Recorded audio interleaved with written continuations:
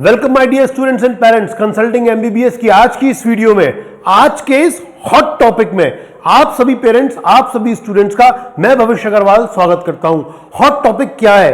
Hot topic है how to make the best choice filling list for NEET counselling 2024। Call आ रहे हैं, messages आ रहे हैं कि काउंसलिंग की लिस्ट कैसे बनाएं, चॉइस फिलिंग कैसे होगी, सर किस कॉलेज में एडमिशन लेना है। बहुत सारे कॉलेजेस हमारे दिमाग में हैं, पापा कुछ कह रहे हैं, मम्मी कुछ कह रही है, टीचर्स कुछ कह रहे हैं, फ्रेंड्स कुछ कह रहे हैं। हम वो बेस्ट चॉइस फिलिंग लिस्ट कैसे बनाएं? पहले आपको बताता हूं, रजिस्ट्रेशन 14 अगस्त 2024 से चालू हो चुका है और आपकी 16 अगस्त से चॉइस फिलिंग भी चालू हो जाएगी। बेस्ट चॉइस फिलिंग करने के लिए हमें एक लिस्ट बनानी होती है। वो लिस्ट हम जब बनाएंगे तभी हम बेस्ट तरीके से अपनी चॉइस फिलिंग कर सकते हैं। जो लिस्ट हमें बनानी है अपने मार्क्स की रेंज और अपनी AIR यानी ऑल इंडिया रैंकिंग के बेसिस पे बनानी होती है कि हमारी रेंज क्या है, और उस रेंज के बेसिस पे जब हम अपनी लिस्ट बनाते हैं तभी हम बेस्ट चॉइस फिलिंग कर सकते हैं। आज का ये वीडियो मैं आपके साथ इसीलिए शेयर कर रहा हूं कि आपको वो सारे एस्पेक्ट्स बता सकूं जिससे आप अपनी बेस्ट चॉइस फिलिंग लिस्ट बना लें, कहीं पर भी कोई भी गलती की संभावना न रहे। अब मैं इंपॉर्टेंट फैक्टर्स आपके साथ डिस्कस करता हूं। क्या है वो इंपॉर्टेंट फैक्टर्स जो हमको अपनी चॉइस फिलिंग लिस्ट बनाते समय ध्यान रखने होते हैं? इंपॉर्टेंट फैक्टर्स में सबसे पहले आएगा पीजी सीट एलोकेशन। आपने देखा है, ये आपको मालूम भी है कि जब हम यूजी की काउंसलिंग करते हैं तो 15% ऑफ द सीट्स एमसीसी द्वारा अलॉट होती हैं, बाकी की 85% of the seats state counselling authority द्वारा अलॉट होती हैं। मगर ये आपका यूजी का काउंसलिंग की चॉइस लिस्ट बनाते समय आपको मालूम होना चाहिए कि पीजी की सीट का एलोकेशन क्या है। ये बहुत इंपॉर्टेंट एस्पेक्ट है, डिटेल्स मैं आगे आपके साथ शेयर करता हूं। दूसरा जो एस्पेक्ट है वो है अवेलेबिलिटी ऑफ पीजी सीट्स, कि कितनी सीट्स अवेलेबल है। हर स्टेट के अंदर पीजी सीट्स की जो नंबर्स हैं वो अलग है, किन्हीं राज्यों में ज्यादा है, किन्हीं राज्यों में कम है। तो आपको यह एस्पेक्ट भी ध्यान रखना होगा कि सीट्स अवेलेबिलिटी ऑफ पीजी कितनी है। थर्ड एस्पेक्ट की बात करते हैं। थर्ड एस्पेक्ट है internal Kota in PG seats. PG seats में इंटरनल कोटा होता है। आप अगर एम्स की बात करें, आप अगर सेंट्रल यूनिवर्सिटीज यानी AMU BHU की बात करें तो वहां पर पीजी सीट्स का इंटरनल कोटा होता है। क्या है ये इंटरनल कोटा, कैसे मिलता है, इसके बारे में हम डिटेल्स में बात बाद में करेंगे। पहले आप ये समझ लें कि इस एस्पेक्ट को भी हमें ध्यान में, संज्ञान में रखना होता है। आगे चलते हैं। जो फोर्थ एस्पेक्ट है वो है peripheral AIIMS versus top medical colleges of state, यानी जो पेरिफेरल एम्स है हम उसमें एडमिशन लें या हमारे होम स्टेट का जो बेस्ट मेडिकल कॉलेज है हम वहां एडमिशन लें। दोनों के प्रोज एंड कॉन्स क्या है, हमें यह एस्पेक्ट ध्यान में रखना होता है। इसके बारे में कि भाई पेरिफेरल एम्स क्या है मैं डिटेल में आपको आगे बताऊंगा। आगे चलते हैं, बात करेंगे top medical college of the state. क्यों? यानी आप एमसीसी की काउंसलिंग से ऑल इंडिया कोटा के तहत वो लें या स्टेट कोटा के तहत लें।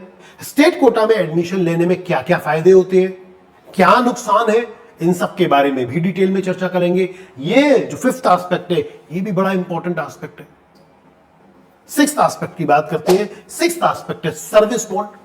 हर राज्य में सर्विस बॉन्ड की अवधि यानी टाइम पीरियड और पेनल्टी अलग है। कहीं पर 2 साल का सर्विस बॉन्ड है, कहीं पर 5 साल का सर्विस बॉन्ड है, कहीं पर कंपलसरी सर्विस बॉन्ड है। पेनल्टी के भी प्रोविजंस कहीं पर कम है, कहीं पर ज्यादा है। तो अपनी काउंसलिंग की लिस्ट बनाने के लिए, अपनी कॉलेज की लिस्ट बनाने के लिए हमें मालूम होना चाहिए कि हम अपने आप को कहां तक बांधें, सर्विस बॉन्ड में कहां तक हम बंधने को तैयार हैं, पीनल प्रोविजन से भी और आपका जो एस्पेक्ट है मतलब आफ्टर एमबीबीएस जो आपको सर्विस देनी होगी उससे भी। जो सेवेंथ और लास्ट एस्पेक्ट है वो है फीस का।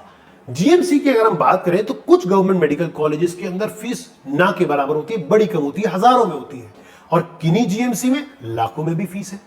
सो वी मस्ट नो कहां पर कितनी फीस है, क्या एस्पेक्ट्स है, कि हम इन सातों एस्पेक्ट्स को ध्यान में रख के अपनी चॉइस फिलिंग की लिस्ट बनाएं, जिससे कोई कंफ्यूजन, कोई गलती की संभावना ना रहे। तो first point PG seat allocation है। आप देखिए ऑल इंडिया कोटा के तहत 50% सीट अलॉट होती है और स्टेट कोटा के तहत 50% सीट्स अलॉट होती है पीजी के अंदर। अगर हम यूजी की बात करें तो स्टेट कोटा के तहत 85% ऑफ द सीट अलॉट होती है। यही डिफरेंस है। इसलिए पीजी की सीट एलोकेशन हमें अपनी चॉइस फिलिंग करते समय मालूम होनी चाहिए। मैंने यहां पर नॉर्थ और वेस्ट इंडिया के कुछ स्टेट्स मेंशन किए हैं, साथ ही मैंने साउथ इंडिया के भी कुछ स्टेट्स मेंशन किए हैं। जब आप पीजी सीट्स के लिए अप्लाई करते हैं तो ये आपको स्टेट्स बड़े इंपॉर्टेंटली पार्टिसिपेट करते हैं, बड़ा इंपॉर्टेंट एस्पेक्ट रोल प्ले करते हैं। मैं अभी आगे आपको बताऊंगा कि ये स्टेट्स का बाइफर्केशन मैंने क्यों दे रखा है, ये क्या इंपॉर्टेंट रोल आपका प्ले करेंगे। चलते हैं पीजी सीट एलोकेशन से सीट अवेलेबिलिटी ऑफ पीजी की, मतलब अवेलेबिलिटी ऑफ पीजी सीट्स कितनी है किन किन राज्यों में। मैं अभी वेस्ट इंडिया और नॉर्थ इंडिया की बात कर रहा था, साउथ इंडिया की बात कर रहा था। अब मैंने वो सारे राज्य आपको दिए हैं, बताऊंगा क्यों इंपॉर्टेंट है इन सारे राज्यों की सीट अवेलेबिलिटी पता रखना। आप देखिए कर्नाटक के अंदर, अगर हम साउथ इंडिया की बात करें तो कर्नाटक के अंदर 6449 है, तमिलनाडु में 5134, आंध्रा में 3568, यानी साउथ इंडिया के अंदर हम बात करें तो वहां पर पीजी सीट्स की अवेलेबिलिटी ज्यादा है। अगर हम नॉर्थ इंडिया की बात करें तो दिल्ली में 2938 एंड उत्तर प्रदेश में 2149। वेस्ट इंडिया में आप देख सकते हैं महाराष्ट्र में भी है और गुजरात में भी सीट्स है। वेस्ट बंगाल की बात करें तो 2088 सीट्स है।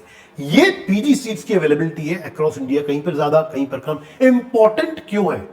इंपॉर्टेंट इसलिए है कि जब आप पीजी में एडमिशन लेते हैं तो आपकी डोमिसाइल देखी जाती है। जहां पर आपने आपका यूजी किया है वहीं से आपको वहां का डोमिसाइल मिल जाता है।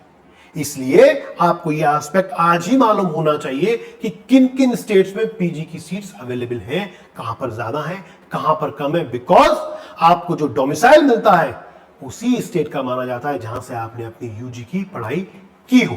अब कुछ सेंट्रल यूनिवर्सिटीज की बात करते हैं, एम्स की बात करते हैं। मैंने आपको बताया था कि वहां पर इंटरनल कोटा है। क्या है वो इंटरनल कोटा, मैं आपको बताता हूं। आप देखिए एम्स के अंदर इंस्टीट्यूशनल प्रेफरेंस कोटा है, जिसे आईपी कोटा भी कहते हैं। एएमयू बीएचयू के अंदर भी अपना इंटरनल कोटा है, ये सेंट्रल यूनिवर्सिटीज है। बात करेंगे डीयू यूनिवर्सिटी की, 3 कॉलेजेस की, जहां पर दिल्ली यूनिवर्सिटी कोटा यानी डीयू कोटा है, यानी मौलाना आजाद, लेडी हार्डिंग और यूनिवर्सिटी कॉलेज, इन तीनों के अंदर डीयू कोटा भी है। पीजी सीट्स की मैं बात कर रहा हूं, इंटरनल कोटा की मैं बात कर रहा हूं। बाकी की जो आईपी यूनिवर्सिटी के कॉलेजेस हैं, जो 4 कॉलेजेस हैं, वहां पर आईपी यूनिवर्सिटी कोटा भी है। कौन से हैं वो 4 colleges? Varthaman Mahavir, Atal Bihari Vajpayee, Baba Saheb Bhimrao Ambedkar and NDMC. JIPMER में भी इंटरनल कोटा है, पुडुचेरी की बात हो रही है। बीजे मेडिकल कॉलेज गुजरात में गुजरात यूनिवर्सिटी कोटा अवेलेबल है। So we are talking about PG quota, PG internal quota. आपको यह एस्पेक्ट बहुत इंपॉर्टेंटली ध्यान रखना है कि यह भी एक इंपॉर्टेंट फैक्टर है आपकी चॉइस लिस्ट बनाने के लिए।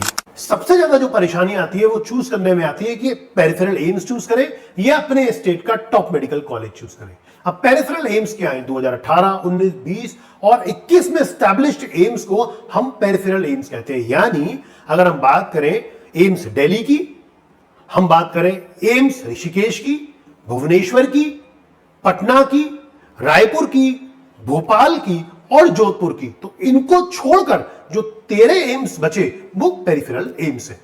तो इन पेरिफेरल एम्स को चूज करें या हम अपने अपने स्टेट के टॉप मेडिकल कॉलेज को चूज करें, ये एक बड़ी दुविधा रहती है। ऐसे समय पे इस दुविधा में सबसे ज्यादा कौन से स्टूडेंट फंसते हैं? जिनकी AIR 2000 से 4000 के बीच में है। उन पेरेंट्स के हमारे पास बड़े सारे कॉल आते हैं कि हम क्या करें, स्टेट का टॉप मेडिकल कॉलेज चूज करें या एम्स चूज करें।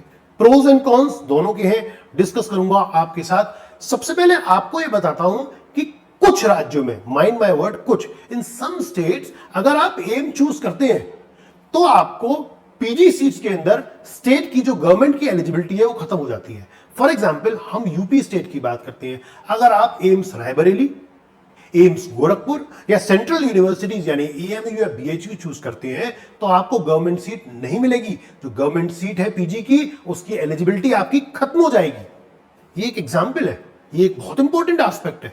अब आप देखिए मैंने यहां पर कुछ प्रोज एंड कॉन्स इनलिस्ट कर रखे हैं जिनसे मैं आपको समझाता हूं चीज को।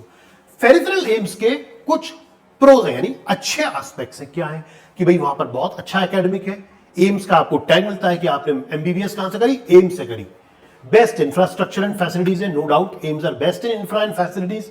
हॉस्टल ऑफ फूडिंग फैसिलिटीज बहुत अच्छी होती है वहां पर। साथ ही इंस्टीट्यूशनल प्रेफरेंस यानी आईपी कोटा, जैसे मैंने अभी आपको बताया था, वो भी मिलता है। मगर हम अपने स्टेट का टॉप मेडिकल कॉलेज क्यों लें, यानी हम पेरिफेरल एम्स के अगर कॉन्स की बात करें या top medical college of states के अच्छाई की बात करें, तो 200 roster point system is being applicable in AIIMS. ये एक इंपॉर्टेंट एस्पेक्ट है। So that limited benefit of IP quota, मतलब जो इंटरनल कोटा की मैं बात कर रहा था, इंस्टीट्यूशनल प्रेफरेंस कोटा की मैं बात कर रहा था, वो कम मिलता है क्योंकि रोस्टर सिस्टम लागू है। Not eligible for state quota seats, जैसे मैंने अभी यूपी का एग्जांपल दिया कि भाई यूपी के अंदर अगर आप सेंट्रल यूनिवर्सिटी से या एम्स से करते हैं तो आपको स्टेट की जो गवर्नमेंट सीट से पीजी के अंदर नहीं मिलती। Even AMU and BHU candidates are not eligible for state. तो ये एम्स, पेरिफेरल एम्स के कुछ नेगेटिव एस्पेक्ट्स हैं जो आपको मालूम होने चाहिए। अच्छाई ये है, कुछ नेगेटिव पॉइंट्स ये हैं। जो नेगेटिव पॉइंट्स पेरिफेरल एम्स के हैं वो अच्छाइयां हो जाती है top medical college of states की। ये चीजें आपको ध्यान में रखनी है अपनी चॉइस लिस्ट बनाते में। मैं अब आगे चलता हूं, आपको बताता हूं advantage of top medical college. जो आप अपने होम स्टेट का टॉप मेडिकल कॉलेज अगर आप भरते हैं तो उसके एडवांटेजेस क्या है। आप देखिए कि भाई eligible for state quota PG seats, अगर आप वहां से जाते हैं तो आप स्टेट कोटा सीट्स के लिए पीजी में एलिजिबल होते हैं। प्रॉक्सिमिटी टू द होम, आप अपने घर के नजदीक रहते हैं। लैंग्वेज बैरियर नहीं होता, यानी आप अगर कर्नाटक जा रहे हैं तो आपको कन्नड़ सीखना एक अनिवार्यता है, पर आप अपने होम स्टेट के अंदर है तो आपको किसी भी भाषा के अंदर सीखने की आवश्यकता नहीं होती है, रीजनल लैंग्वेज। फूडिंग बैरियर नहीं होता, साउथ साइड जाते हैं, साउथ वाले नॉर्थ साइड आते हैं तो खाने पीने से संबंधित बहुत सारी परेशानियां सामना करना पड़ता है। If belong to the big states, अगर हम बड़े राज्यों की बात करें, कर्नाटक, तमिलनाडु, महाराष्ट्र, यूपी, दिल्ली, वेस्ट बंगाल, गुजरात, राजस्थान, आंध्र प्रदेश, तेलंगाना, तो हमें इन बड़े राज्यों में कुछ अलग से बातें ध्यान रखने योग्य है। क्या है वो बातें, यानी हॉस्पिटल, हॉस्टल, अदर फैसिलिटीज क्या क्या अवेलेबल है, पेशेंट इनफ्लो कितना है उस हॉस्पिटल के अंदर, कनेक्टिविटी हमारे घर से वो कितना दूर है, उसकी एकेडमिक्स कैसे है, साथ ही वो टायर 1, टायर 2, टायर 3, किस टायर 1 टाइप की सिटी है, 2 है या 3 है, कौन सी सिटी है वो भी हमें देखनी होती है। तो ये प्रोज एंड कॉन्स है कि आप पेरिफेरल एम्स की तरफ जाएं या आप top medical college of your home state की तरफ जाएं। ये हमने आपके साथ डिस्कस किया है because this is a very important aspect. अब एक हिडन एस्पेक्ट, सर्विस बॉन्ड की बात करते हैं। ये हिडन एस्पेक्ट है, बहुत से पेरेंट्स, बहुत से स्टूडेंट्स इस एस्पेक्ट को मिस कर जाते हैं। काउंसलर्स भी इस एस्पेक्ट को नहीं बताते हैं कि ये बात की चीज है, पर हम आपको आज ही बता रहे हैं कि आप अपनी चॉइस लिस्ट बनाते समय इस एस्पेक्ट को बहुत ध्यान से दीजिएगा। ये है सर्विस बॉन्ड। भारत में अलग अलग राज्यों में अलग अलग अवधि के सर्विस बॉन्ड है। किसी का टेन्योर ज्यादा है, किसी का टेन्योर कम है। टेन्योर ज्यादा और कम होने के पीछे हर राज्य की अपनी अपनी व्यवस्थाएं हैं। कहीं पर कंपलसरी सर्विस बॉन्ड है। सर्विस बॉन्ड तोड़ने पर पीनल प्रोविजंस भी है, यानी आपको पेनल्टी भी देनी पड़ेगी, यानी दंड भी देना पड़ेगा, आर्थिक दंड देना पड़ेगा। तो आप अपने कॉलेज को चॉइस लिस्ट में डालने से पहले, चॉइस फिलिंग करने से पहले ये ध्यान दें कि कम से कम अवधि का, टाइम का सर्विस बॉन्ड किस कॉलेज के लिए, किस राज्य में है। किस सर्विस बॉन्ड को तोड़ने में कम से कम अर्थदंड लगेगा, यानी आपको उस राज्य के कॉलेज को चूज करना चाहिए जहां पर सर्विस बॉन्ड का टेन्योर कम से कम हो, ना के बराबर हो या ना हो, और जहां पर पेनल्टी कम से कम हो, ना हो। मैंने कुछ सर्विस बॉन्ड की डिटेल्स कुछ स्टेट्स की आपके साथ शेयर करी है, मगर आप इंटरेस्टेड होंगे, मैंने एक सेपरेट वीडियो पूरा सर्विस बॉन्ड पे बना रखा है। आप हमारे चैनल के माध्यम से उस पर जा सकते हैं। हर राज्य का, हर कॉलेज का कितना सर्विस बॉन्ड है, कितनी पेनल्टी है, टेन्योर क्या है, एक एक कॉलेज का, हर स्टेट का हमने वहां पर दिया हुआ है बड़ी डिटेल जानकारी। यहां पर एक स्नैपशॉट आपको दिखा रहा हूं। दिल्ली और चंडीगढ़ की जैसे हम बात कर रहे हैं, यहां पर सर्विस बॉन्ड है ही नहीं। चूंकि नहीं है इसलिए कोई पेनल्टी भी नहीं है। बात करते हैं कर्नाटक स्टेट की, यहां पर कंपल्सरी सर्विस बॉन्ड है, और चूंकि कंपल्सरी है आप तोड़ नहीं सकते, आपको कोई अर्थदंड नहीं देना होगा, मगर सर्विस बॉन्ड की अनिवार्यता है, आपको सर्विस देनी ही देनी होगी। कुछ अदर राज्य की बात करते हैं, जैसे अब हम बात करते हैं हरियाणा की, हम बात करते हैं आसाम की। 5 साल का सर्विस बॉन्ड है, 5 इयर्स, और तोड़ने पर पेनल्टी कितनी है आप देख सकते हैं। अगर हम बात करें हरियाणा की तो मेल फीमेल के लिए अलग अलग दे रखी है, 27,77,000 for male and 23,19,000 for female. Assam में आप देखिए 30 लाख की पेनल्टी है। तो यू मस्ट नो कि ये सर्विस बॉन्ड कितना जरूरी है। अब सबसे इंपॉर्टेंट एस्पेक्ट और फीस की बात करते हैं। फीस जीएमसी की जैसे फीस है, हम मानते हैं नगण्य होगी, बहुत कम होगी, मामूली होगी, मगर कुछ गवर्नमेंट मेडिकल कॉलेजेस की फीस लाखों में भी होती है। हजारों में है तो लाखों में भी है। हम केवल ये ना सोचें कि भाई गवर्नमेंट मेडिकल कॉलेज में हमारा एडमिशन हो रहा है तो फीस हजारों में ही होगी। You must know the exact fees. अब आप देखिए, लेडी हार्डिंग न्यू दिल्ली की बात करें, मात्र 1355 रुपीज फीस है, नगण्य, बिल्कुल नेग्लिजिबल। मगर आप आगे चलते हैं, आप जीमस मोरबी की बात करते हैं तो 3,30,000 रुपए की आपकी फीस है। आप बात करें गवर्नमेंट मेडिकल कॉलेज पटियाला की तो 1,74,000 फीस है, यानी हजारों से आप लाखों की तरफ आ गए। तो this is aspect which you must know.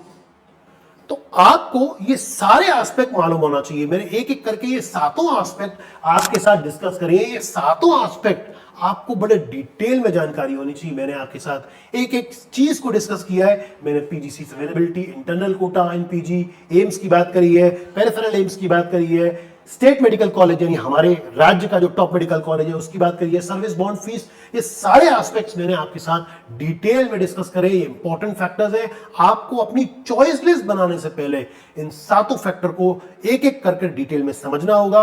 अपने पेरेंट्स के साथ, अपने गार्जियंस के साथ, अपने टीचर्स के साथ, अपने काउंसलर के साथ डिस्कस करना होगा।